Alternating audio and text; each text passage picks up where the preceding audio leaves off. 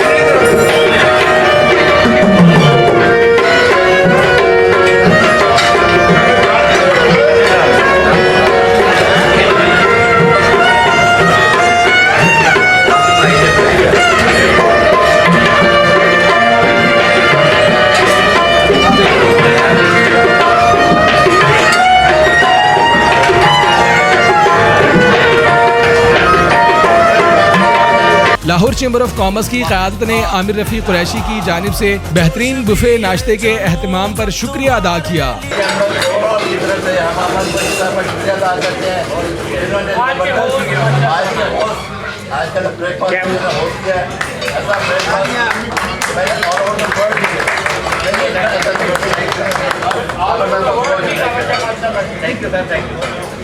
Pakistan restaurant unity ایسوسی ایشن کی طرف سے جناب عامر رفیع قریشی صاحب چیئرمین پاکستان ریسٹورنٹ یونٹی ایسوسی ایشن کو، جنہوں نے آج لاہور چیمبر آف کامرس کے آفس میں ایک خوبصورت تقریب کا انعقاد کیا، جس میں فلیگ رائزنگ سرمنی اور کیک کٹنگ سرمنی ہوئی اور پورے ملک میں بلکہ پوری دنیا میں انہوں نے محبت کا اور اخوت کا پیغام بھیجا۔